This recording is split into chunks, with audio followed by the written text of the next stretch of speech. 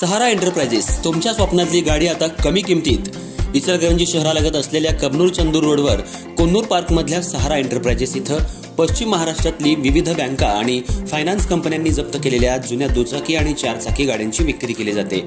Showroom किमतीपेक्षा 25 ते 50% पर्यंत कमी दरात उत्तम स्थितीत आणि संपूर्ण कागदपत्रांसह त्वरित डिलिव्हरी।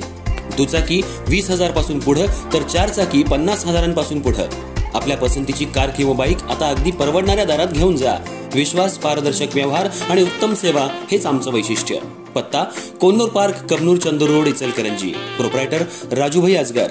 संपर्क 8055810910 आणि 9860785786। सहारा एंटरप्राइजेस, दर्जा, विश्वास आणि बचत यांचं परिपूर्ण ठिकाण।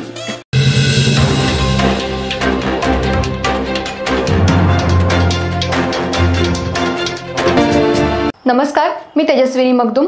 एम मराठीमध्ये आपल्या सर्वांचं स्वागत आहे। पाहूया ठळक घडामोडी। इचलकरंजी शहरामध्ये गेल्या 4 दिवसांपूर्वी अभिनंदन कोल्हापुरे यांचा डोक्यात सिमेंटची पाईप घालून खून करण्यात आला होता।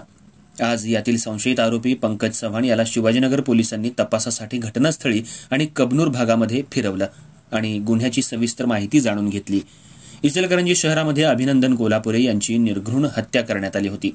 या हत्येनं इचलकरंजी शहर हादरून गेलं होतं आणि कबनूर परिसरामध्ये भीतीचं वातावरण पसरलं होतं। अतिशय किरकोळ कारणावरून अभिनंदन कोल्हापुरे यांची हत्या करण्यात आली होती। पोलिसांनी तपास करून यातील मुख्य सूत्रधार पंकज चव्हाणसह अन्य 6 आरोपींना अटक केली आहे।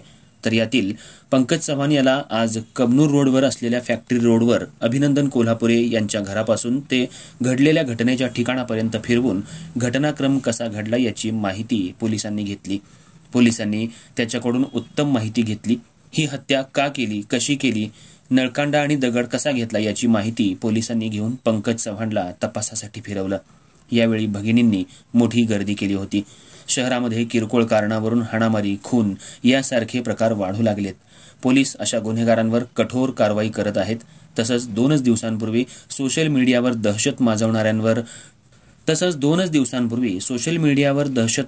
टोळ्यांवर पोलिसांनी अतिशय चांगल्या पद्धतीनं कारवाई केली आहे। आज पंकज चव्हाण याला घटनास्थळी फिरवल्यानंतर तपासामध्ये आणखी काही माहिती पोलिसांना पंकज चव्हाण याच्याकडून मिळाली आहे।